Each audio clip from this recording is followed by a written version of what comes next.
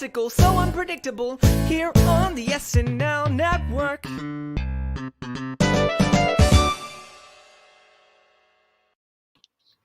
Yes, that is right. Hello, everybody, and welcome to the SNL Network's roundtable coverage of Jonathan Majors and Taylor Swift's episode of Saturday Night Live. I am so pumped to get to talk about this episode, which was a really interesting episode, very different, a little bit more up and down than some of the episodes we've got to see this season. But we're going to talk about why that was and the different sketches throughout the night.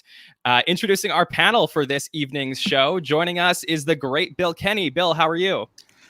Good, John. Thanks for having me. I'm still processing Saturday's show. So we'll see how this goes. Okay, perfect. Yes, there were some moments that I think will be really, really fun to talk about. So we'll get through them all. Joining us also is Morgan Killoren. Morgan, how are you? Hi, guys. I'm doing great. Excited to hear everybody's thoughts and opinions from the episode. Yes, definitely. I know that we were talking in the pre-show and we were saying that, not everybody here listened to the Hot Take Show because you want to have, your own opinions for the roundtable. So I certainly understand that. But, there was some differing of opinions for the Hot Take Show on Saturday compared to our roundtable. So that'll be fun to talk through tonight's show. And then joining us as well is Andrew Haskell. Andrew, how are you? I'm doing good. I think I'm done processing. I think I have a pretty good grip on what I think about this episode. So excited to talk about it. Okay, for sure. None of you are going to comment on the red scarf. All right. Can I say this real quick for everybody? Just a peek behind the curtains. We get together, we do a little pre-thing before we go live, and we're all on camera. And John waited until our intro started to sneakily put on the scarf. That was a great behind the sscenes moment. Yes, thank you. I thought I'd do a little bit of a bit. It's actually very itchy, so I don't know why Jake Gyllenhaal wants to keep it. So I'm gonna take it off for the show and put it away. I'll return that to Taylor later on. So let's talk through this episode. Jonathan Majors and Taylor Swift. So, this was a really interesting episode for me because the hype going into this episode was absolutely insane, and it was for the musical guest. It wasn't for the first-time host, and there's not a lot of instances in the history of the show where things like that have happened. And based on what we got to see on Saturday, the real question is did the hype for Taylor have an effect on Jonathan Majors? And what did we think about Jonathan Majors at the show? So, Bill, let me go to you to open up our discussion for tonight. What were your overall thoughts on Jonathan Majors and Taylor Swift? That's a great point right out of the gate, John. I mean, they so much talk about Taylor all week. I didn't see any promos other than the regular TV promo that we got for Jonathan Majors. It was almost all Taylor Swift on all the social media. And I guess it's fine to lean into that when, she's got one of the biggest pop culture moments going on right now with her new album. But I think that hurt in the long run. And I think how, even though he was very likable, he was very game to do whatever, he seemed a little bit too green, and I don't know why that was, but I think we're starting to show the wear of having 6 first-time hosts in a row, and it's starting to show now, especially the last 2 weeks. Yeah, but Bill, I mean, to that point, I think that it's not necessarily the first-time host thing, but it's also just I don't know that Jonathan Majors, unfortunately, had the presence to be able to capture the audience in the way that maybe somebody needed for this big momentous occasion that people were talking about when it came to Taylor Swift. And maybe I'm wrong about that. I'm okay being wrong if people are going to argue otherwise. But I just thought this was a fascinating discussion where somebody who was simply performing one song, and it was a very long song, and then also was in one pre-tape, pretty much was the headline coming out of the night as opposed to the hosts themselves. So Morgan, thoughts on that? Yeah, I completely agree with what you guys are saying. I thought that Majors was a really good supporting character, kind of he blended in with everybody really well. But like you said, he didn't captivate, the audience. He didn't really take over the stage. He was more of a blend in with the other cast members, which was honestly a favor in the cast members' way because they got to shine a lot. I mean, we'll probably touch more on that. But he was a good supporting kind of role and blended in nicely. And then, Taylor kind of just blew everyone away. I didn't know that she was going in and only doing her 10-minute song. So that was kind of a nice surprise there, and great to see that. But overall, yeah, he blended in nicely, but it wasn't like a Jason Sudeikis takeover type of show. Yeah, and I think they really needed that. Like that's what the show was missing to me, was like a very, strong will to host. Haskell, where was your head at about, this combo we got of Majors and Swift? Well, Majors was definitely nervous. He flubbed a few lines early on. Nothing like egregious, but there were just a couple struggles getting some lines out. Part of me struggles to put it on like, I think he was just nervous. I don't know if it had much to do with because Taylor Swift's there, because one of the things that I kind of noticed was like, this was not like the One Direction, maybe Ariana Grande, maybe an older Justin Timberlake crowd where it's like nothing but teenage girl screams in the crowd. And like we remember what those crowds sound like. And I could see that type of crowd throwing you off, but it didn't sound like that type of crowd. So I think he was just a little nervous, and he kind of backed it up though with some charm.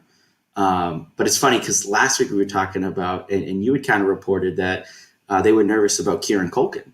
And if you told me out of the two hosts, Kieran Culkin and Majors, like who would they be nervous? I would have guessed that they were nervous about Majors just based on the kind of his performance early on. Yeah, I guess the question is, like Bill brought it up, the marketing for the entire week was really about Taylor Swift. If you watch every commercial on NBC was about Taylor Swift. I know like on our Instagram and stuff, everything we posted about Taylor was absolutely like going viral. Like it was really nuts. So I guess the thing is like, I think overall, most people found that the quality of the sketches was weaker tonight. And I don't know if there's a connection. Is it possible that these things are separate, that we just ended up having a weaker episode in terms of sketch rating, and then also the musical guests like outshined the host? Or are these two things related in any way whatsoever, Bill? I think it was the perfect storm of both of those things kind of combining together. They were due for kind of a down week. They had three really, really great episodes in a row, and it was about time that there was going to be a couple clunkers in these sketches, and that combined with all the attention being on Taylor and not really on Jonathan, and Jonathan being nervous. I think it just kind of brewed together and kind of made this perfect storm of mediocrity in a lot of ways. Yeah, Morgan, I know that you had mentioned as well, in these types of episodes, it's an opportunity potentially for the cast to, step up a little bit. So did you feel like we had that in this episode? Yeah, I definitely thought some of the newcomers got their shining moments this week, which was really good for them. And I enjoyed seeing them a lot, get some airtime there. So I think that was kind of like the plus of the episode. We got to see that. And like you guys were kind of touching on with the social media perspective, yeah, Taylor was definitely uptrending. And I think SNL was definitely using that to their advantage this entire week, and I mean it worked, and she did great. But it did outshine Majors kind of in the long run, and he was nervous. You could totally tell. But I'm excited to kind of touch more on the specifics of it. For sure. So Haskell, I know that you're a big Marvel person, and you had watched Loki, and that was the one thing that I had been referencing that I had seen Jonathan Majors in while we were discussing this, and I really just felt like Jonathan Majors absolutely just crushed it in Loki. Were you disappointed not to see Majors, that version of Jonathan Majors throughout the night, or was there things that you could pick out throughout the night that you saw a little bit of that side of him at all? Yeah, I was a little disappointed. I said earlier, like he kind of masked his nervousness with some charm, but nowhere near the level of what I've seen him, in some other things. But yeah, I think ultimately just not the greatest in terms of what we were expecting from him. Yeah, that's totally fair. Okay. So anyone got anything else on really the choice to book Jonathan Majors or Taylor Swift at all? Well, I think that this came up a little bit with the Kardashian Halsey episode. Why not just have this megawatt musical guest be the host? I mean, they've done that a million times. Why not just And it's notable that both of the 2 mediocre episodes from this season were those 2 episodes, where maybe if they had Halsey do double duty, had Taylor do double duty this week, maybe it would have been a little bit different, and maybe we'd be talking about some more popular sketches. Yeah, I agree. And sorry, Haskell, go ahead, please. No, I just wanted to say, like, I don't think Taylor overshadowing Jonathan Majors is necessarily a bad thing. We've kind of talked about it like it's a bad thing, but 47 years, 20-ish episodes a season, things are going to be different every so often. And this week, what they did with Taylor Swift is why I love SNL. Like, when Taylor Swift is going to do her 10-minute version of her song, like, it's not the same if it's on Jimmy Fallon. It's not the same if it's on The View or wherever she might do it. It has to happen on Saturday Night Live. And she is a defining artist of a generation. Like, give her that spotlight and let her run with it, even if she's not the host. Yeah, I think it's interesting. This is probably a good point to bring this up. I had put this in our show notes for tonight, but let's talk about, quickly the musical guests who have made 5 appearances as a musical guest on the show. And the list is not that long. I mean, we have Dave Grohl, Pat Smear, and Taylor Hawkins. They're all from the Foo Fighters, and Dave Grohl obviously from Nirvana as well. And we had Paul Simon, Tom Petty, James Taylor, Randy Newman. I mean, these are all people who've been on the show for decades.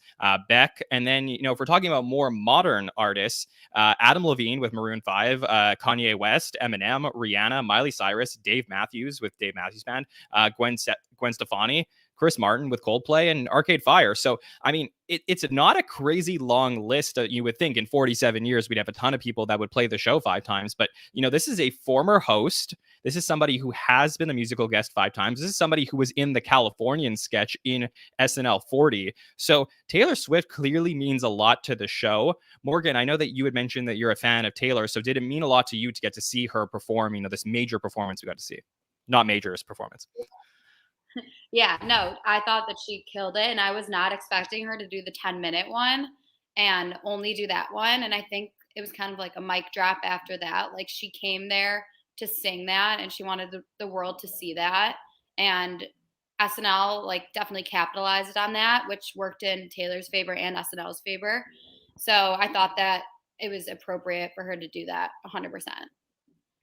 Yeah. And this is really cool. I mean, we spoke about it on Saturday. We put it on Twitter. I mean, like, not many times in the last few years have we seen just one performance from a musical guest. There was actually a period in, I think it was the early 2000s, Bill, where the musical guests would perform once, but they would do like a 3-minute song. So it would just be like, we're not going to give you the two songs for an episode. But this was cool, I guess, to see the one song for 10 minutes. And you have to have some pull to be able to do that. Yeah, and I mean, it takes me back even further. It reminds me, I mean, it wasn't to this extreme, obviously, but the Paul Simon episodes in the 70s, where he would just sit there and do 3 or 4 songs in a row. Like, I don't know what the cast was doing there during that time, because they were off the stage for over half an hour. But yeah, I mean, we haven't seen this even in double digits in the history of this 47-year show. So it's pretty amazing that she got this platform. And the fact that she was doing this the week that the album dropped. I don't know how many times you can say that. I mean, obviously they try to market it where it's when the album comes out, but this came out on Friday. She was doing this on Saturday. Pretty crazy. Yeah. And if you didn't see, like, online, and I guess we'll talk about this on our patron feedback show this week, but the amount of celebrity power that came out for Taylor Swift, like, that's my whole point with this whole discussion that we've been having for the first 15 minutes of our show, is I just have to wonder, and we weren't there behind the scenes, but what we do on the show is we talk about, like, how these things come together. And I just have to wonder if backstage, when you have all these people coming out to see her perform, and, we heard reports of cast members, like, I forget who it was, maybe Bowen and somebody else was, like, standing there, just couldn't wait. I know Bowen's a huge Swiftie, like, couldn't wait to see the performance. And we're standing out there. And if you're in 8H and the musical guest performances are directly to the left of home base, and oftentimes people from production and cast members will come out and watch the performances live.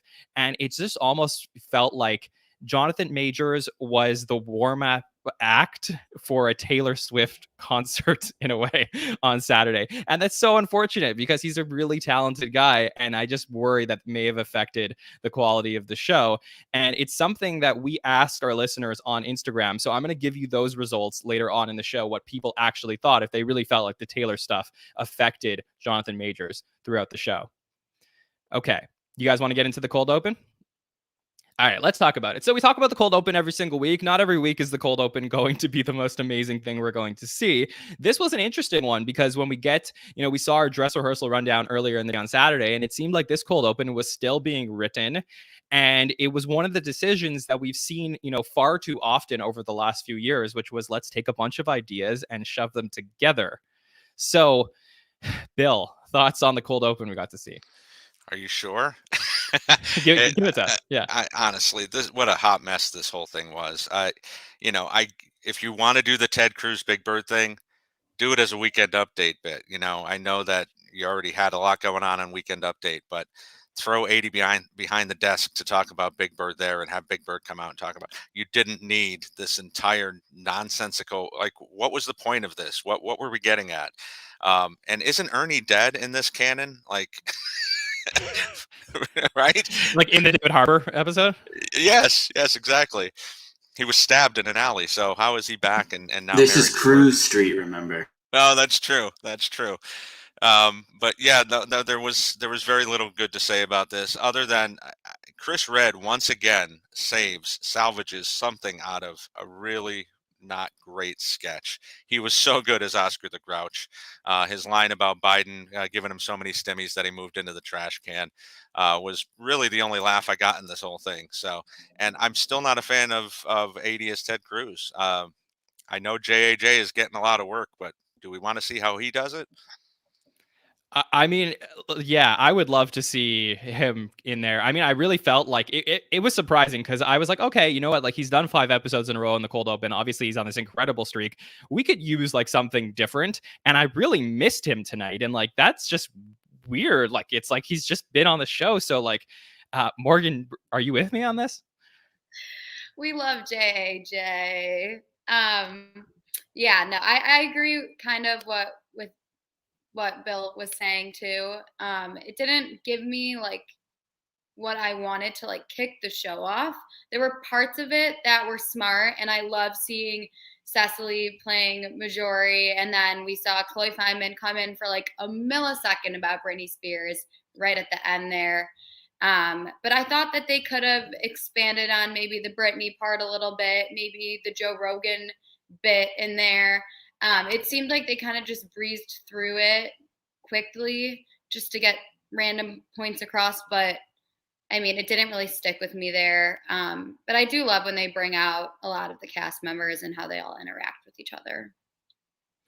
Yeah, it's an interesting point because I don't generally mind that stuff for the cold open. I just don't know that it worked tonight. I think that was like my perspective. It was like on a first watch of the episode on Saturday, I was wondering like, there were some highs and there were some lows in this one. And why didn't I like some of the sketches? And I just felt like there was like way too many cast members in certain things. And it was that was a weird trend that I saw on Saturday. It was like some of the best sketches of the season, Haskell, were like the mattress sketch and then the parent-teacher conference with Sudeikis, and even like the urinal from last week. Like, I didn't think that every sketch this Saturday needed so many people in them. Especially when you have so many people not saying anything, right? Like the Britney Spears, the Joe Rogan stuff, you're not saying anything. And the impressions aren't that, like if Pete Davidson could come on screen and do a knockout Joe Rogan, you'd sit there and you go, oh, okay. Well, that's where like JAJ can come in handy, where he just does that like amazing impression. In terms of positives on the cold open, it's kind of a flimsy one, but I do enjoy I love when they can do Sesame Street or the Muppets and act like it's a great sketch for like the wardrobe department. And finally, not just for SNL, but for all comedy shows, if you can't find a new hook on Bert and Ernie being a couple, can you retire the bit? Like, again, you're not saying anything that like every comedy show for 30 years hasn't already said. But I will say Alex Moffat's was Alex was Bert. Yeah, he does a killer Bert. That was very funny to see. But okay, so here's a couple more thoughts on the cold open. One, Bill mentioned a part that he really liked, which was the Oscar the Grouch. This was a part that I thought actually did it for me. This is when Cecily said this. Pussy. That was the one thing that I thought really got me with when she did Marjorie Taylor Greene.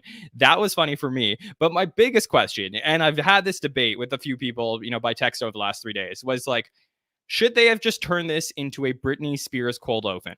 Like, it was right there. And panel, I'll go one by one. Just tell me if you agree. Would you? And I know, like, by comparison, we might prefer the other thing. But just tell me honestly, do you think a Britney Spears cold open would be better? Morgan, I'll start with you. Yes, I feel like they could have really tapped into that because it is trending, and they saw with everything going on with Taylor Swift how people want to see those kinds of things. They could have gotten really creative with it with the writing, and Chloe could have like really fine-tuned her impression with that. So they could have done something with that. Yeah, and I think like on a night of all about things going viral, it just was such an easy fit. Bill, am I wrong? No, 100% right. I thought that almost immediately when they gave her one line and then cut to the 75 people saying live from New York.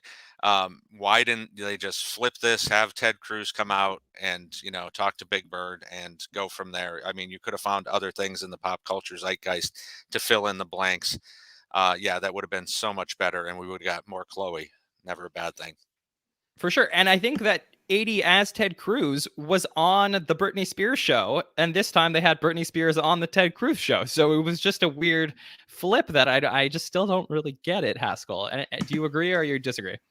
I'm going to disagree. I'm going to say no, they shouldn't have, because I feel like it would have been even more of like a hodgepodge, just sort of impression basket, where at least in this case, they had some sort of hook, which was Sesame Street, and they were able to come back to these Sesame Street characters and play inside kind of one universe. Whereas the Britney Spears show would have been, again, this impression and then this completely unrelated story and then another impression from a completely different story. And it would have been more of the same of the stuff that I don't like in cold opens. Okay, that's fair. Yeah, let's talk about the sketches that we want to talk about from this episode. So there were some good things that I think we all did enjoy. Haskell, can I actually start with you on this one? Can you tell me the sketch that you want to talk about? Yeah, I was all about these creepy children for a number of reasons.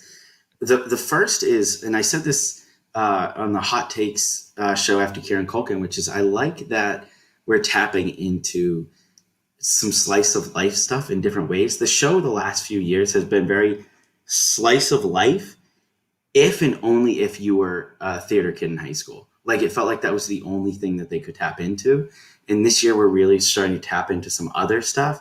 And this week was like these, like, I don't know if you guys see this on the internet or on TikTok, like these kids that see ghosts or have these stories of past lives are like everywhere now. And it's kind of hilarious. And this had a very sort of, this felt like a late 2000s, early 2010s sketch to me, all the way down to Keenan being phenomenal with his reactions. I thought Jonathan Majors' reactions playing off of Keenan was the strongest he was all night. And then I love, getting the kids involved. Like, that's one of those fun things about the show being live. If this was a pre-taped show, nobody would think anything of it. But when you have these kids come out on a live show, it's like, oh. And finally, they have really fallen in love with this kind of pull back fade out when sketches end. And this was the ultimate use of it, when the little girl at the end is so excited and she does a little bow and everything. That was phenomenal. So that was the, my sketch that I chose for tonight. Yeah, and I will also say that pull-out, fade-out thing, that's something we spoke to Don Roy King about when we interviewed him last season, and he actually credited the fans of the show for reminding him that this was something that they've done for decades past, and he had watched some old episodes of SNL and said, why don't we start doing that again? So I assume that, he told Liz Patrick about this as well. Don is still there until the end of 2021, but still, I think that's really cool that we got to see this, and Jillian Cedarholm, our friend from Entertainment Weekly, posted on Twitter this video which was the end of the sketch where you see that young girl dancing at the end, and it's just so great. Like, it was so cool to see the kids on there, and like sometimes the kids really bring it. So Bill, what did you think of Kid Stories? Well, when Coraline hosts in season 63, this will be the first thing they show in her monologue, right? She was phenomenal. I'm just going to echo a lot of what Haskell said. I think probably this is one of those deals where they got to Thursday and they were kind of scrambling for good sketches, and they know they can go to Keenan doing something like this for 5 minutes and doing his stare and doing his, nope, not dealing with these crazy ass people. I'm jumping over the couch, and he killed it. Like this was vintage Keenan. And again, I think I agree with Haskell as well that this was Jonathan's best live performance of the night. He really fed off of Keenan's energy, was able to keep that going as well. But yeah, this was probably my favorite live sketch of the night as well. Hmm. Yeah, I definitely felt that way up until that point. I think there was something later on that I think he did a little bit better in, but I'm not sure. I mean, we'll debate that, I guess, if we get there. But I do think that, yeah, the only thing I would say was like there was a clear, like, in this sketch, a rule of three, right? Like they brought out three different kids. And I just don't know, generally when these sketches are written and they're pretty, like, pretty well set out how they're going to go. I didn't know that the escalation of having Pete become, what is it, like the man in the red suit, I think. I don't know if that was the button on it that really like exploded the sketch into being really good, but I think this was much better than a couple of the other sketches we got to see. Morgan, what were your thoughts on it? Yeah, I kind of think why they added Pete in at the end was like it's that viral, back to that viral thing again. Like SNL knows that their Gen Zers are like obsessed with Pete Davidson for some reason. So I feel like they always just throw Pete in wherever they like need him just for like a second. And people eat that up. So I thought that, it did them a favor in that part at the end, but I do love how they brought the kids out. And I think that Keenan and Majors were acting and really complimenting each other, like in every sketch that they were in together. I think that Keenan was a good like backbone for Majors, and they were working well together throughout the episode. So I did like to see that a lot. Well, Morgan, you are Gen Z, so do you not have the same Pete obsession that most Gen Zers do? I see why people like him a lot and why he's always just like in the media and in the attention, and he's kind of that like young side of SNL for the younger viewers in a way. Yeah, but Pete doesn't really do it for you. we had Emily Ratajkowski on. I think it was Seth Meyers the other week, and he was trying to explain to people why why women like Pete Davidson. And I thought it was just so funny when people were explaining this. And I think your point, all jokes aside, Morgan, is very astute. Like obviously that's the reason that they put him in there. Is to, if anybody was going to be that button on that sketch, it makes sense that it was Pete. So yeah, that was really funny. Okay, Morgan, tell us the sketch that you want to talk about. Yes, I'm gonna talk about the dog park, man park pre-tape. Kind of what I think was it. I don't know if it was Bill or Haskell. You guys were talking about the slice of life I think it was Haskell, the slice of life that they've been trying to tap into. And I realized with this sketch, like right off the bat, that this is a relatable sketch, and like relatability does really well with the pre-tape specifically too. And just the writers got really, really like smart with this one because like things like this do happen. It's just like you're in the middle of your day and your significant other, whoever that may be, is just like talking about what's going on in their brain and rambling on for a while. And it's just like sometimes like you don't know if you want to be hearing that, or you don't know what's going on or what they're talking about. So it's just funny that you put them all together and they're just like talking about the most random pop culture, male sports things, and the wives are just like watching them like dogs. Like it was just like so funny and creative, and it's relatable for couples sometimes. And I think all their sketches, when they're trying to be relatable, that those do really well, and the audience kind of like puts themselves in their shoes, and they kind of tie that all in together. So those were my opinions on that one. Morgan, do you have any stories with you and your boyfriend where you wished you could have sent him to a man park? Some sports things I get confused on sometimes, or I'm not in the loop with them. So, kind of, I got the sports parts with that sketch. I was laughing a lot about that. Yeah, something like this. Pats. Raven. Pats. Raven.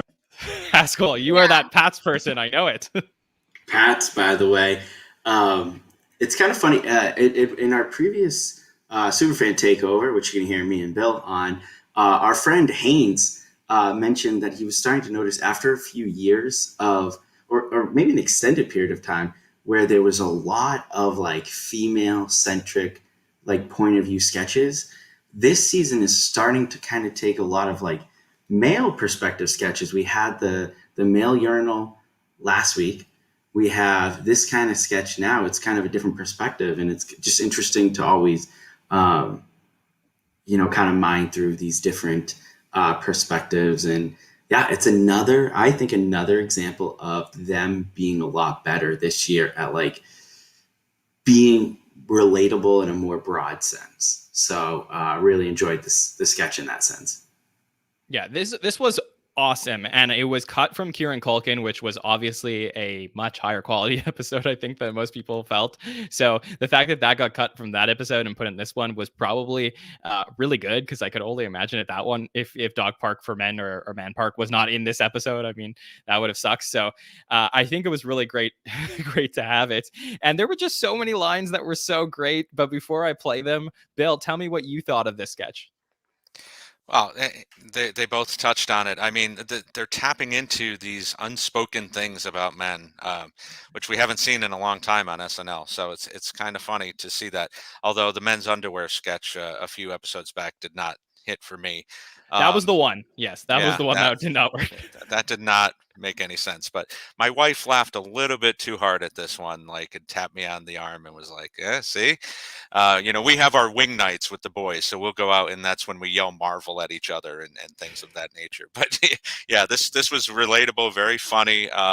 Like the fact that Kyle's hiding behind a bench and has to be talked into going out and, mixing with the other friends, other guys. So yeah, there was a lot of good stuff in this.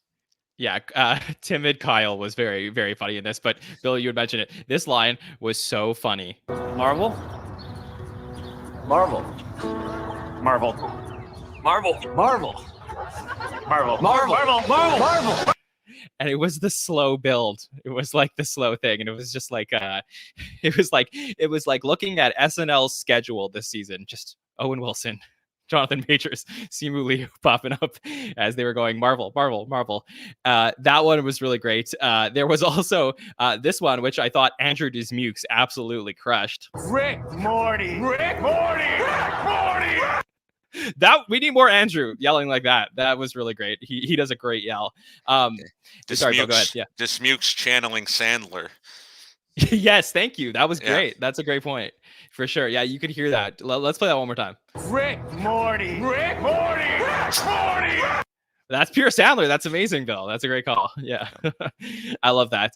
And this is what I said. This is the one that I felt personally was the most relatable for myself. And it's not that, and again, I'm not the one who starts this thing, but I've definitely been at a lot of parties where this happens. Because I'm Mr. Brightside. Please tell me someone else here at the panel has had that happen to them, or is it just me? Yep. I'm more of a piano man guy, but yeah, I get your point. Listen, Thanksgiving's coming up, the night before Thanksgiving, when you get together with everybody from your hometown, that right there, that's that moment. Yes. Also, like I've hosted a bunch of weddings, and I've seen this moment play out a ton of times where like this is probably like an after 11 o'clock type of thing. Like people have a few drinks with them, and then just all of a sudden you turn around and everybody is in the middle of the dance floor. Because I'm Mr. Brightside. And you just see it. So this was so funny, and one that I sent to like a ton of my friends because they could totally relate to it. Okay. Cool. So we got through a couple of ones that we did enjoy for sure. Bill, tell me if there was another one in this episode that you want to talk about. Yeah, I want to talk about the Please Don't Destroy pre-tape.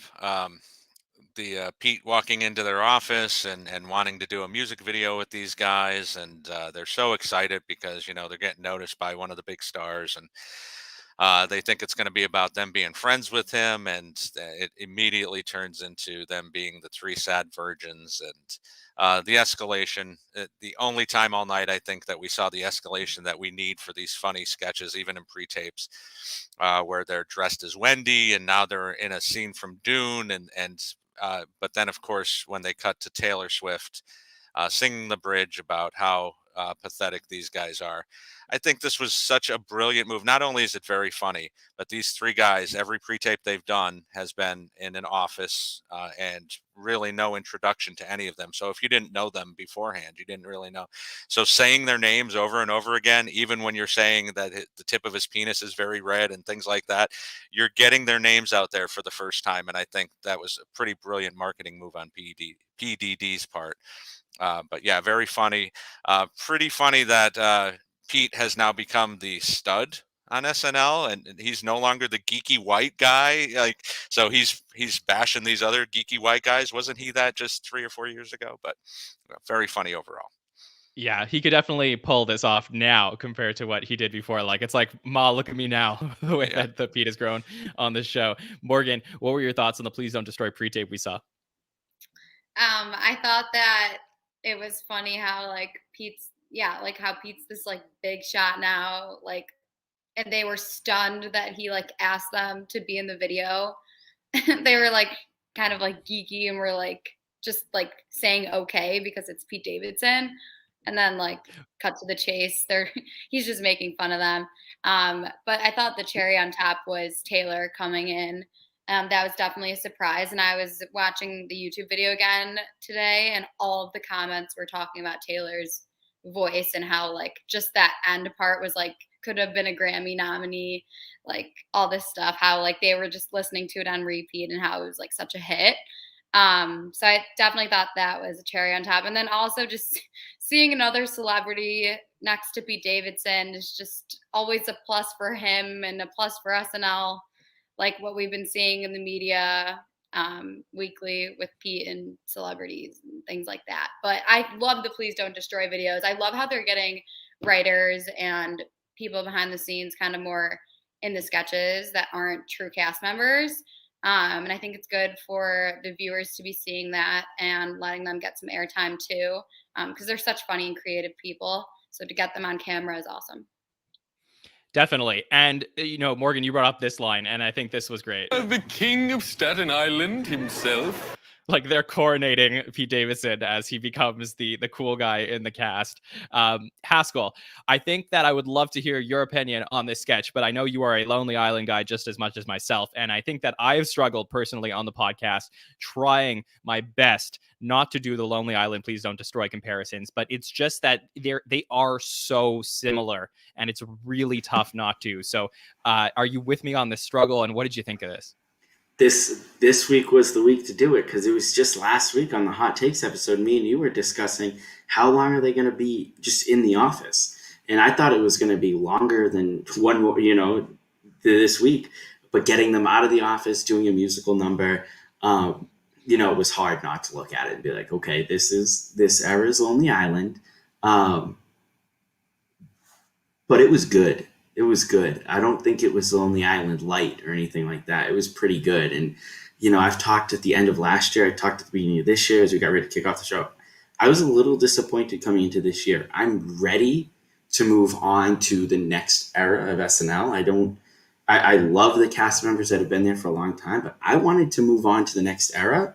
And I've been blown away by this season because that era is here, and Please Don't Destroy is going to be a part of that era. We're going to be watching their pre-tapes, and their pre-tapes are going to be going viral for, 5, 6, 7 seasons moving forward.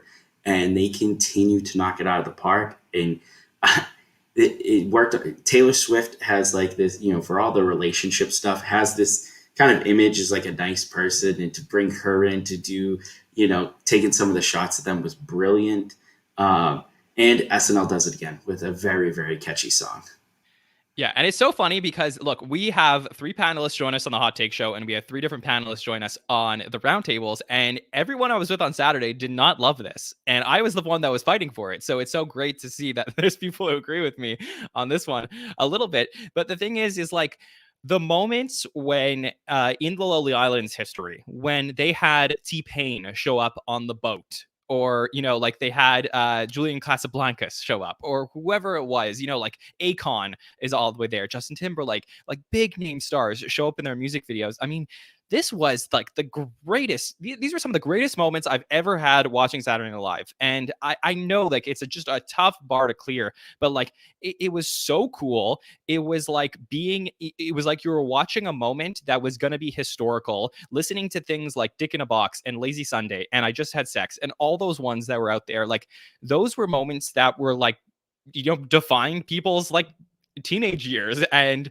I think that I'm not saying that this is what this is going to be, but I just think that like when you see moments like it was, I was trying to break it down for myself, and it was a moment right here where this part happened.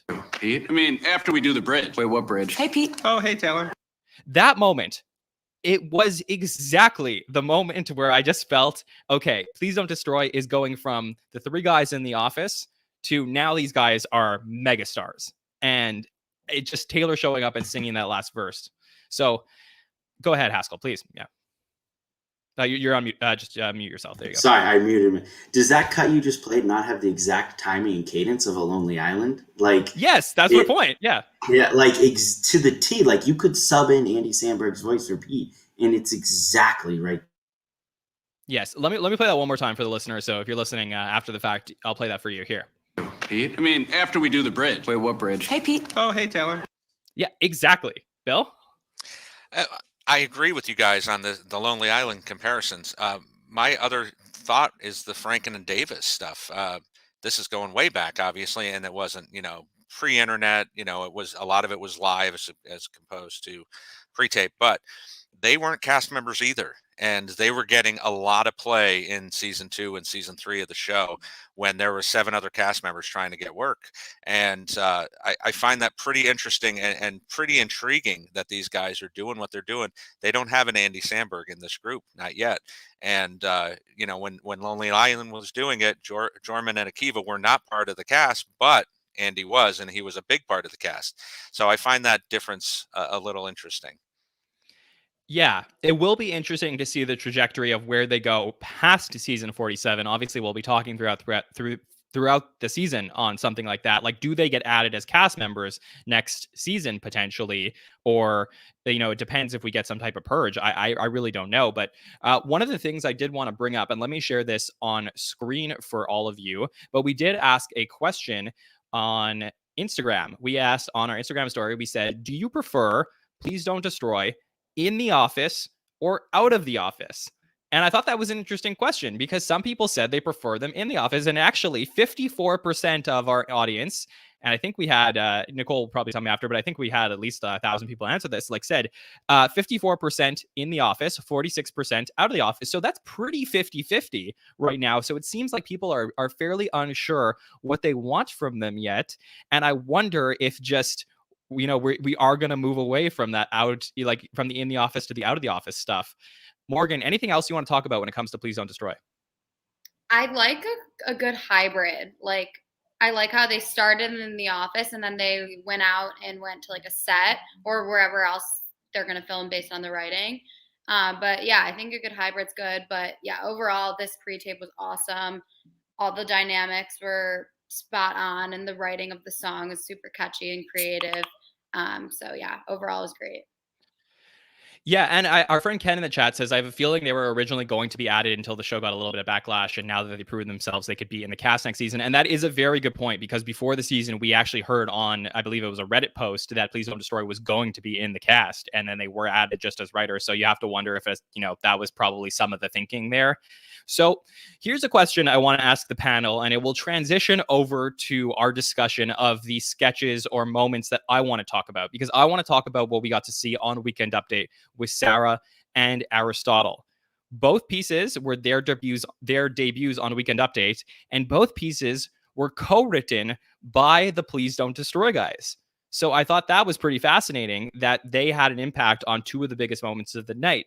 So before we talk about the Sarah and Aristotle stuff, here's my question. Who is having a bigger impact on the show in season 47 so far? Is it James Austin Johnson, who dominated for a few episodes, or is it Please Don't Destroy? And I figured the panel would be perfect to ask this question to tonight. So if you had to pick one, Haskell, can I start with you? You had to go to me first, huh? Yeah, I saw you were struggling, but I need the answer. I'm actually going to go with Please Don't Destroy, because I'm really loving the writing in this season so far. And James Austin Johnson's been phenomenal in these cold opens, and he's going to probably stay up there as one of the great impressionists on the show.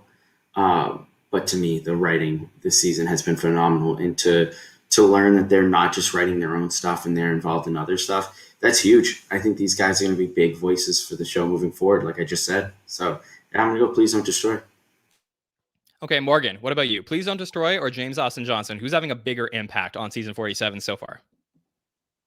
I'm going to have to say JAJ, just because like we were so surprised right off the bat when he kicked off the entire season himself.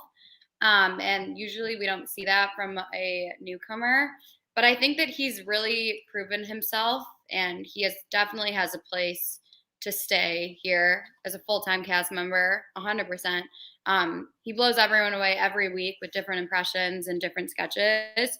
And I just think that he's crushing it.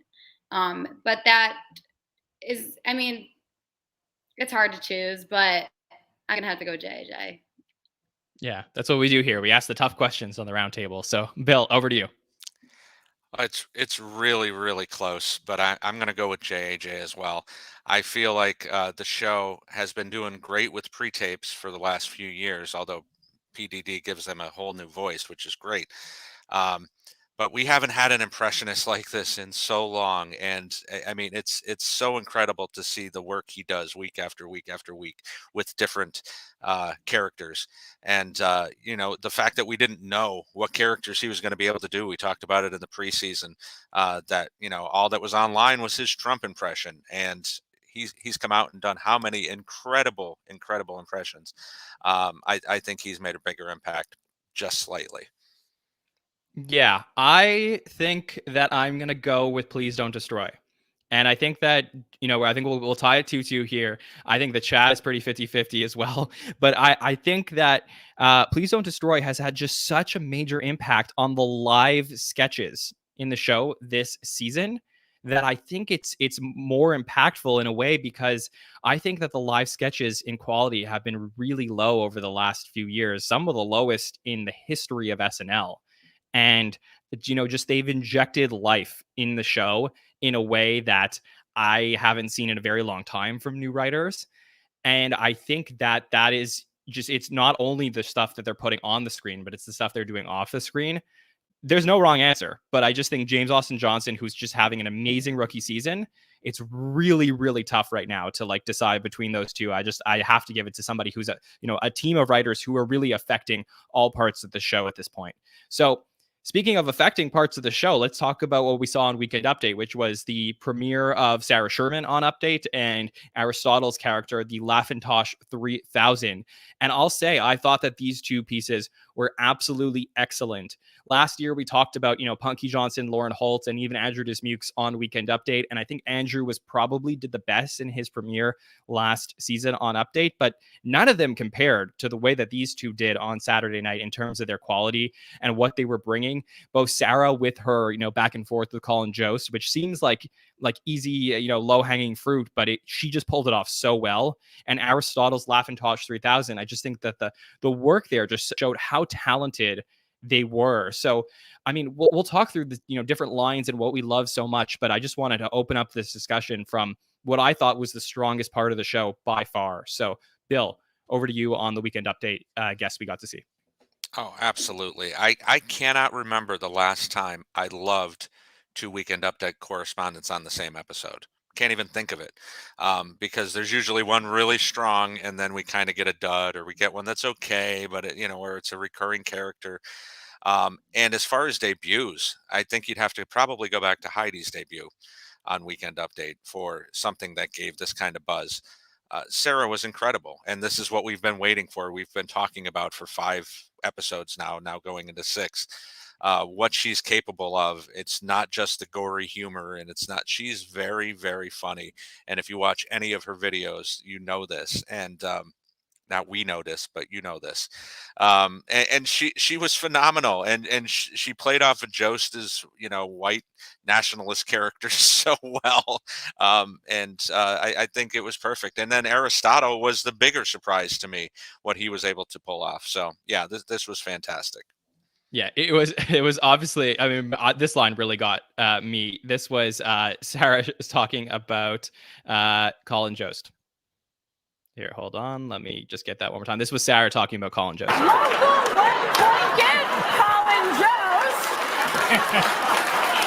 is keeping track of the amount of Jews at SNL. Like, she really took it all the way to the extreme. It got like, I thought it was going to keep it light, and she really went all in. And I just, oh man, this was so great. Morgan, what were your thoughts on Sarah's performance on Weekend Update?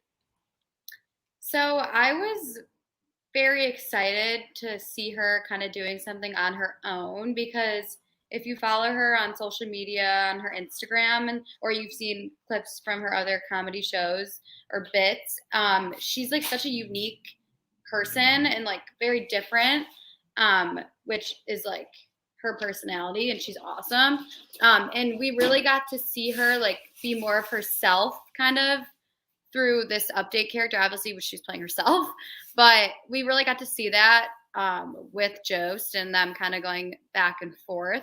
And I think that this was like kind of her breakthrough moment so far this season. And I think people were very curious about like her as a person too. So to see her kind of go out there and be herself and just do what she does best was great. And she literally killed it. She was so funny, super creative, really went all out, like you said, wasn't afraid to say anything or to interact a certain way with Colin.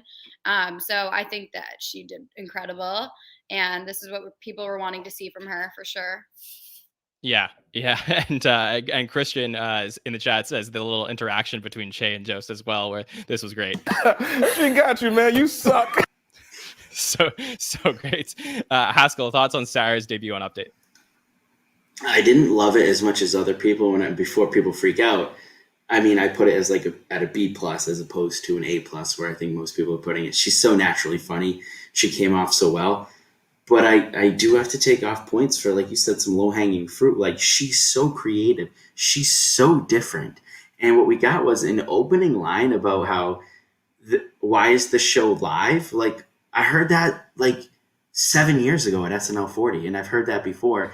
And then the idea of the bit is like somebody's messing with Colin Jost. Like, name a female cast member on the show. Name a female cast member who's been on the show since Jost took over that hasn't done that bit. So like, just for her like energy and how naturally funny she is, B+. But for her to get to the A+ for me, like it's got to be weirder. It's got to be a little different than what we ended up getting.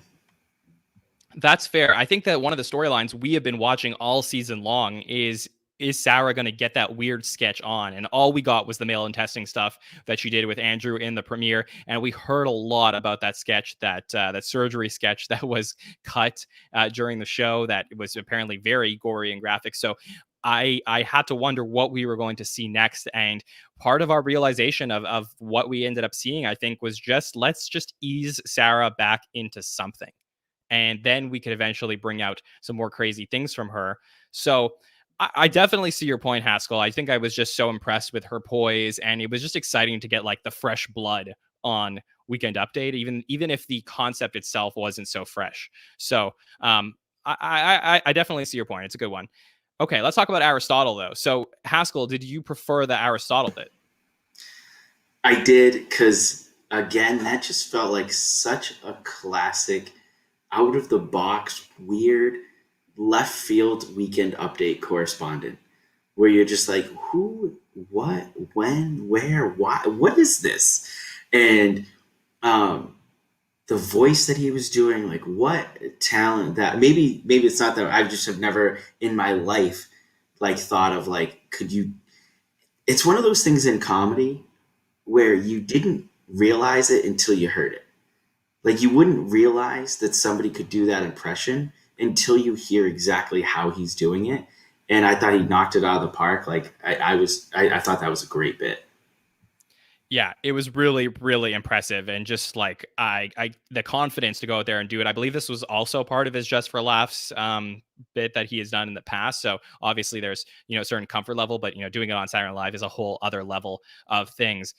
Morgan, how did you feel about what we got to see from Aristotle? I thought that he did a great job, and like we said with Sarah, like this was kind of his shining moment of the season. I don't know why though, when he was doing his bit, it was making me nervous a little bit. Like I thought that he was going to stutter, mess up or something. And I was like kind of waiting for it, but he ended up being very smooth and doing a great job with it. I don't know why, it just kind of made me nervous. Like right after Sarah, like Sarah crushed it and she like nailed it. And then to see Aristotle come out also having his own moment, kind of doing his impression, it just made me a little nervous. But overall, like he did really good. He totally proved himself. And we've never seen someone like do that. So yeah, he did great. Yeah, I don't think we ever have seen someone do this exactly. Bill, I can think of like a Will Forte bit. I think did something similar, right? That sounds familiar, but Like I a can't think of it. robocall something. I have it in my brain, but I can't think of exactly what it. Chad, if you remember, let us know. Yeah. Yeah, I can see it in my head as well, but I can't think of what it was. But yeah, I mean, how many times have we seen the terrible stand-up comedian? But to have a new twist on that after so many years of bringing out, all of Fred Armisen's stand-up characters, the deaf guy and and that kind of stuff. But yeah, this was great, and like Haskell touched on, like his voice just blew me away. Like doing that hitch, not even just the voice, but being able to and still get the joke off, and only broke once almost, um, and almost broke Joe's too, which was pretty funny. Yeah, I love the lines about the GPS. His girlfriend was a GPS and kept giving him directions, and couldn't find the destination. Yeah, I mean, there was a lot of good jokes in this, and it was so nice to see. Like I said, seeing back-to-back correspondents like this do so well, especially two newcomers, was fantastic. Yeah, it was really cool. I did pull this line from Aristotle. This was my lowest moment.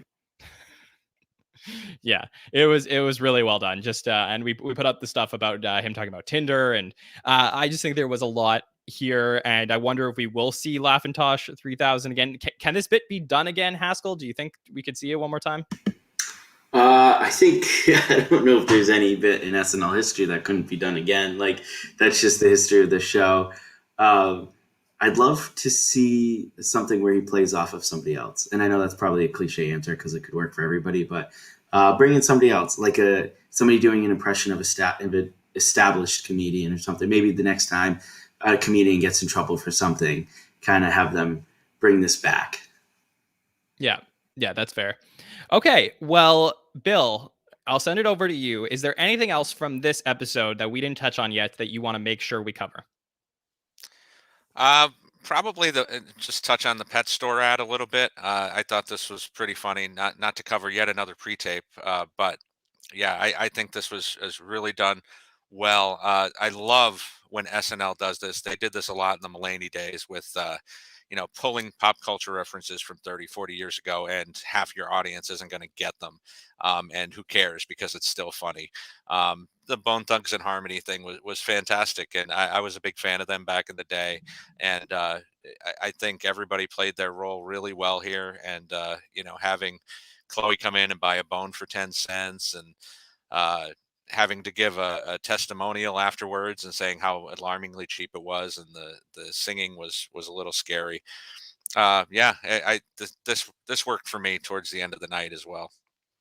Yeah, definitely. And one of my criticisms of this one was I just felt like the mumbling was like so mumbly, and there were certain things that I felt like were tough to understand. But I know that like it was explained to me that this was a very Bone Thugs thing to do for it to be so mumbly. But maybe that's what took me out of it a touch. Morgan, did you like what we saw with the Bones pre-tape? That it was muffly. Like some of it was kind of hard to understand, and you kind of had to interpret it. but the overall like idea and like the tape itself was like really funny, and I liked how Chloe came in at the end and kind of that slow R&B take on a bone pet store was just like so random, but I mean they did well in it, and Majors did well in it also. Yeah, Haskell, what about you? Maybe just a little bit below kind of par for the course when SNL does these R&B things. They definitely have done way better before, but for late in the night of an SNL episode, it's not bad.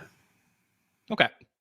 All right, Morgan, can you tell me anything else from the episode that you would like to talk about that we haven't already touched on? I think the March of the Suitors sketch was kind of silly. It was interesting how it was kind of in the beginning of the show. Do you want me to get more into it? Yes, please. Yeah, tell us what you like about it. I like how they did utilize a lot of the cast members on this one. I thought Andrew Haskell was really funny in it when they brought him out with Cecily. And then we get to see Majors and Keenan kind of side by side again there, working off of each other, which was definitely in Majors' favor, kind of like what we discussed. But yeah. Yeah, I agree. I do think that I didn't love this sketch overall. I was happy. My first impression was like, oh, Chloe Fineman's leading a sketch. Okay, good. What's this going to be? Like, I was excited to see that. I didn't know that the sketch necessarily did like anything crazy for me, but I do feel like the part with Andrew Haskell and Cecily and Heidi talking about Andrew, I thought was very funny. And then they pull down his pants off screen, and then we get 80. Behold, the new king of England. And that was like probably one of my favorite 80 lines from the entire season. That one definitely had me laughing. Like it was silly. Yeah. Haskell, thoughts on this one? Yeah, I think March of the Suitors is how I'm going to describe like these types of sketches in the future, like the city council, school council, wedding where somebody shows up, like this type of sketch. What I liked about this sketch that you don't always get is how much play there was between the cast. A lot of times you get this sketch, it's like cast member playing some crazy character, they get one line, we jump back to kind of the hook of the sketch, then the next person comes out and we kind of repeat that till 6, 7, 8 cast members had their chance. This one had a lot more back and forth. You kind of had two different points in the sketch. The one obviously Dismukes, and then later when you actually had Jonathan Majors and Keenan come out, so I enjoyed it. It was a fine sketch. Yeah, I thought that March of the Suitors would be a great name for a dating app, kind of like Coffee meets penis. That's what I thought would be on the list, is March of the Suitors as well. Bill, what did you think of the March of the Suitors? I think I would have preferred seeing Pardon My Right, Hitler's personal waiters, but this was okay. Don't make me play my Sarah Jew thing. No, this was okay. We had to figure there was going to be stuff like this in every episode to get as many cast members through the rotation as possible. Yeah, like you guys touched on with Dismukes, that was really funny. I also like Ego's role as the wife that's not putting up with any of that shit, and calling Majors and Prince Hoo-Ha and telling him to come home. But yeah, this didn't really work for me. Yeah, I would also say shout out to Punky. I don't think Punky did a bad job in this one. I think that part was pretty good. This girl cute as hell, man. I think that Punky did a pretty good job in this one. I think it was less the individual parts of the sketch, almost like the sum wasn't as good as the parts of the sketch in a way. So I think that's the best way I would describe it. Haskell, anything else from the show that you want to make sure we talk about? I feel like I've been pretty positive tonight, so I have to take a moment to just ask, did Cecily really come back just to keep doing another Judy Garland sort of washed up Broadway singer character? It's when Kate comes back, if she's just playing weird old ladies again, I'm gonna ask this is what you came back for? You've done this. If you're gonna be here, let's see something different. I'm just so worn out on this sketch. I feel like Cecily has done this same sketch 17 times now. You're not wrong. I think it is like almost 17 times. I mean, I think that the Cecily era is a little bit defined by Broadway. So I think that it is kind of crazy. I do think that the problem with this sketch for me was not that it was a Broadway sketch, because I think there's stuff in Broadway to play on. I just felt like the sketch was very flatlined. Like, it was very like, this is what the sketch is about, and this is what the sketch is about. It was never, there was no up, there was no down, there was nothing like, there was no escalation. Morgan, did anything catch your eye in the Broadway benefit sketch? I thought that when I saw them like sitting in the audience, I thought that this was going to be one of those like high school theater showcases. And like, I love those ones and I want them to do that one again. But this one did not really do it for me. And they kept repeating themselves about the cocaine like the whole time. And it was kind of at the point, like, we get it. Like, you don't need to keep singing about it. And I agree that, yeah, like Cecily's always in that role where she's singing with someone else. And it's been Bowen a couple times, I feel like now. So yeah, I would like to see her do something different. Or if they could like expand a little more and not just like keep singing about the same thing. There was definitely room for improvement on that sketch. Yeah, the one thing, Bill, that did get me in the sketch, there was one line. I'm going to play it for you. He means nose candy. You don't have the money, you can give a little handy. That one was pretty good. I thought that was funny because that was like a little bit of escalation, and they could have gone off in that direction, but they didn't. Speaking of going off, Bill. Yeah, no, exactly. I'm a sucker for Broadway sketches if they're done well. And when I saw Cecily and Bowen, I thought, okay, this should be good. And then, you go to that tired old trope of the audience is shocked, and we have this little kid in the audience, but then you just stick with this drug joke. Like, what else are you going to do? Are you going to do something different? And it was just the same joke 20 times. And like you said, no escalation, nowhere to go. Completely fell flat for me. Yeah, and I do, when it comes to SNL and drug jokes, I do think that the one thing that will always get me and never top it is the Lonely Island digital short. The like, today's gonna be a great day. That one, that's the one that always gets me going. So, yeah, I think we covered most of the things in the episode that like we really need to talk about. I think that there was a couple other things that I pulled that I thought were pretty funny. I will say that Colin's joke on Update when he was talking about who was the guy he was talking? Steve Bannon, was it right at the beginning? This is what he said. Seen here moments after shooting out of a sewage pipe. And he said the K. The K stands for 3 Ks. Like, I felt like that was a very good run at the start. Bill? I did want to bring this up really quickly. Like, the joke about Britney and her conservatorship getting much higher screams and yells and whoops from the audience than Steve Bannon getting indicted kind of made me worry about this world. Like, that it's not even about the quality of the joke. Like, this is a major story in this country right now, and but Britney being free now, that's much more important. Kind of bugged me a little bit, but I digress. Yeah. Not important enough to make it the cold open, though. No. So yeah. Then I will say the one other thing that I want to make sure we talk about is this pastor announcement sketch, which I'm actually surprised didn't come up at all tonight, because I actually thought this was the best live sketch of the night, and I think that was my like hot take on Saturday. But I felt like there was more here. And we talked about, Haskell brought up the kid stories sketch, that he said that Jonathan Majors was doing more there than anything else in the night. And I felt like this was definitely our best Jonathan Majors of the night that we got to see in this last sketch. And I think that this was more of a interesting conceit about like where they were going and the different characters at the church than I think anything we got to see throughout the night. And I felt like it didn't get enough play. So I wasn't in love with this, like this was going to be on the best of the season or anything. But like even this line from Majors, which I think was his best line of the night. No, George, you are just cheating on your wife.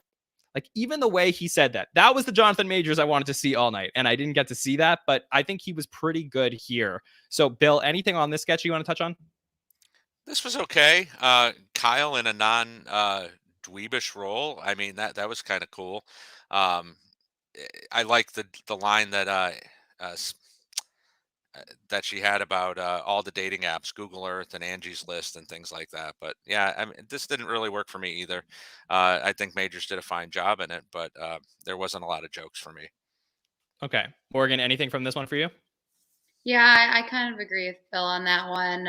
I didn't like how it was the last one. Like it left me wanting more. Just because this one didn't really do it for me. I did like the back and forth with Keenan. That's always funny to see. But yeah, I was left wanting more for sure. Fair. Haskell, are you on the same page? Yeah, I guess I didn't rewatch the sketch, and nothing's coming to mind outside of Keenan, and that's typically not a good sign. Yes. Okay. Well, that's fair. All right. So, look, we talked about some. There were some really good parts of this episode. As far as stats are concerned about this particular episode, what an impressive night for Kyle Mooney. I don't know if this was totally under the radar, but 7 sketches from Kyle Mooney in this episode. That's a pretty huge night nowadays, given how big the cast was. 80 and Alex were both in 5.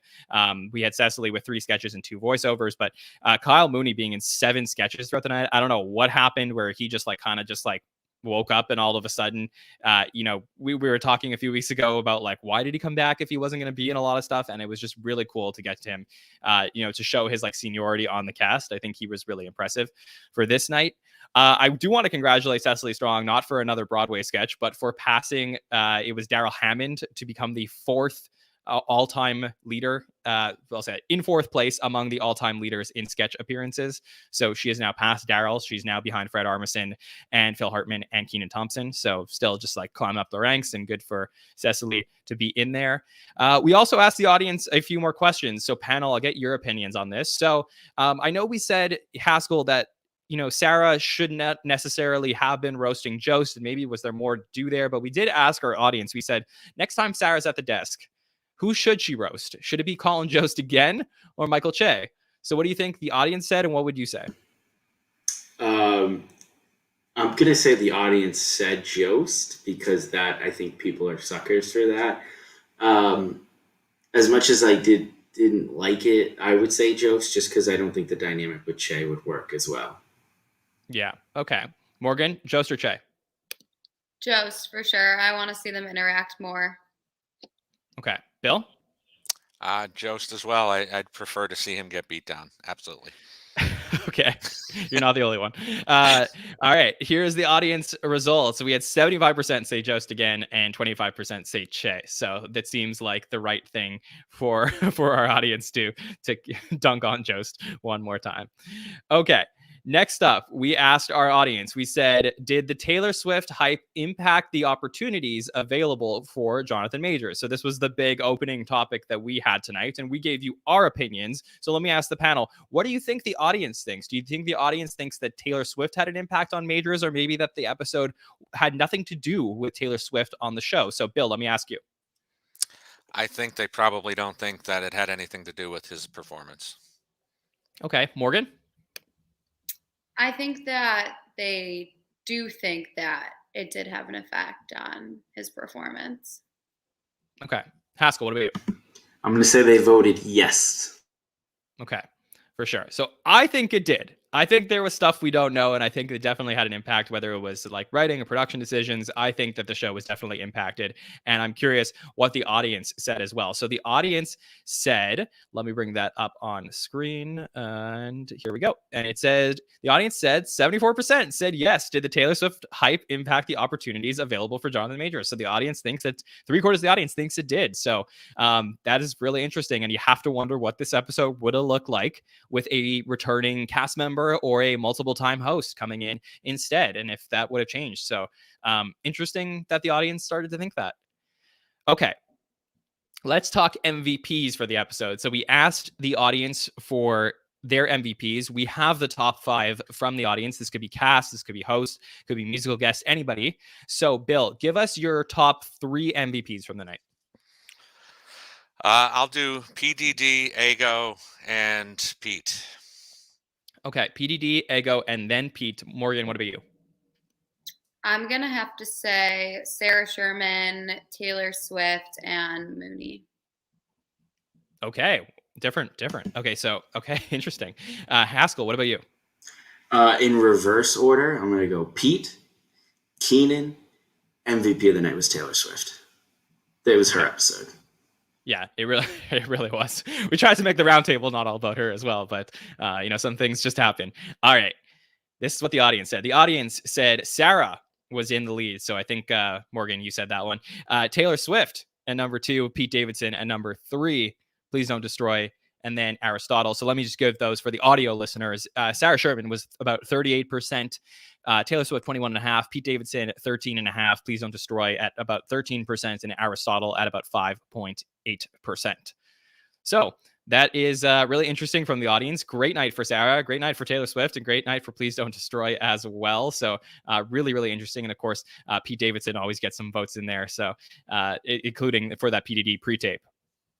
Okay, let's talk about what is coming up next week. So we are going to close the book on Jonathan Majors and Taylor Swift. Let's talk about what we expect to see from next week, which is another person coming in from Marvel.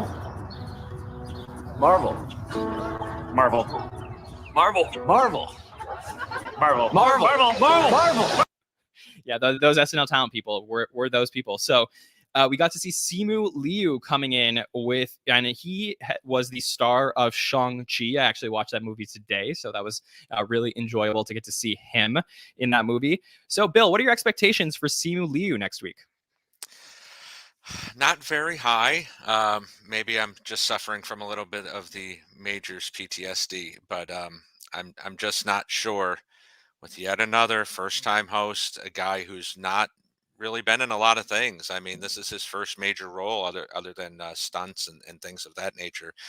But maybe the writing will carry it, and we'll get to the break and get some comfort food for December with some old time hosts. But yeah, Marvel Night Live continues for sure.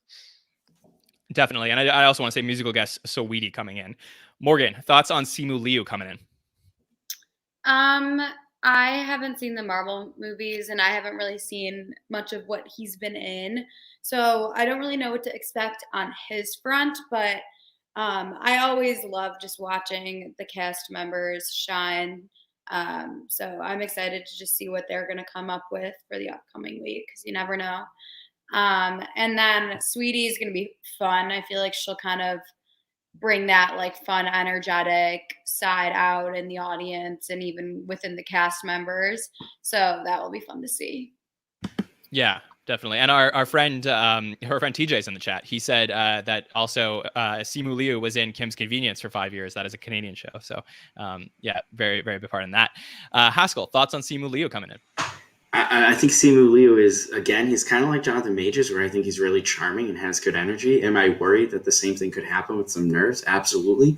But this is the same guy who tweeted at Marvel to cast him in this role. And then 3 years later, it happened. Like, so that's confidence. And I think he's going to bottle that up and kill it next week.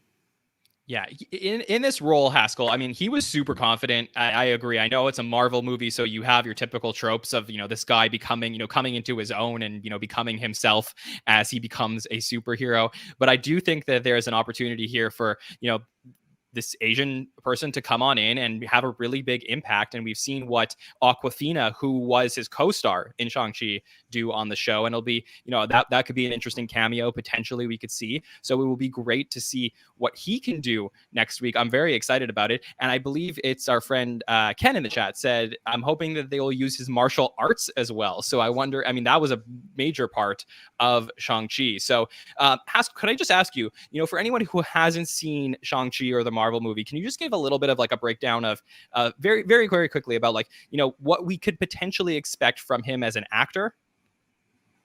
Yeah, in terms of, so I only know him from I've never seen Kim's Convenience, but yeah, I think he's really he's in that Marvel mold of can do the serious action, but can also kind of flip it on a dime and do those quick one-liners and stuff like that. And like I said, he's just like Jonathan Majors, where there's, I think, a really natural charm to him, and that's what I would expect from his acting next week. Yeah, I'm looking forward to it. And then we got a little bit of a break after that, and then 2 more shows in December. And it'll be fun to see. I mean, like Bill said, we could get some old timers coming on in after that, after 7 first-time hosts in a row. So that'll be something to watch to see if we get that announcement next week as well. So for everything coming up on the SNL Network this week, thank you all for joining us on our roundtable, to our panelists, to our chat. It's always fun to break down these sketches in more details. We will be here for our patron feedback show. I believe that'll be at 5 p.m. Eastern on Thursday with one of our great patrons. We're actually going to be going down under with Benjamin Lamb, who's going to be joining us, one of our Australian patrons. So it's going to be really great. I've spoken to him a couple times before, and he does Australian radio. So I've spoken to him, and he is just a big SNL fan. So it'll be really fun to talk to him on Thursday. And then on Saturday, join us right after season 47, episode 7, Simu Liu and Saweetie for the Hot Take Show. Those Hot Take shows have been bonkers all season long. Last week, the chat was insane. So I really appreciate everybody who's joining us live after the shows. It's really fun right after to just, decompress and break down everything live. So thank you to everybody who's joining us for those Hot Take shows. And it should be another very fun one on Saturday. Okay.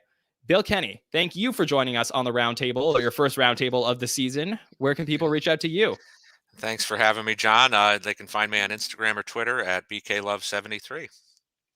Okay, and everything going well? Anything you want to plug or talk about that's happening in your life? Not a whole lot. We're in a slow time with baseball over, and just kind of concentrating on SNL. Okay, very good. Morgan, thank you for joining us. It's always a pleasure to get to hear from you, one of our, rookies from this season who's just really making her way on the podcast. So thanks for joining us. And where can people reach out to you? Thank you for having me. You can find me on Instagram, Twitter, and TikTok at Morgan Killoren. Okay, perfect. And Morgan, I know you are posting on TikTok what your morning routines every day. Is that something you're still doing? So I'm a social media manager for a new energy beverage called Brain Fuel. So Cool. I talk a lot about how my days are like as a social media manager on my TikTok. But yeah, you can find Brain Fuel too on any social media platforms.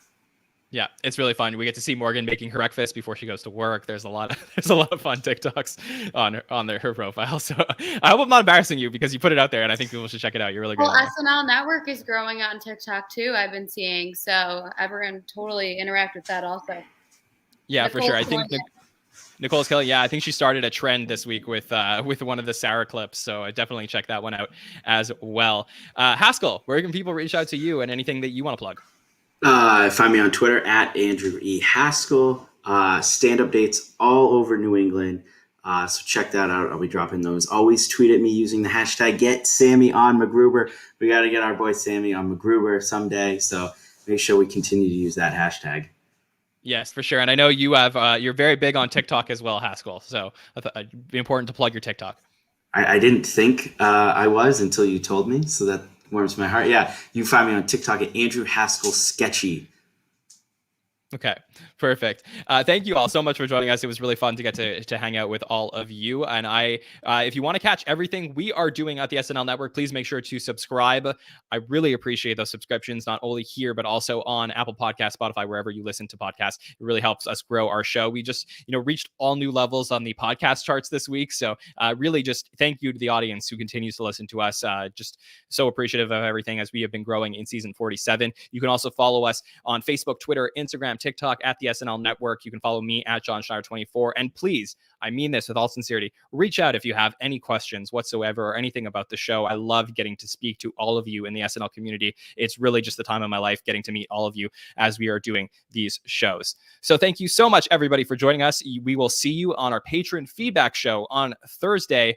Have a great one, everybody.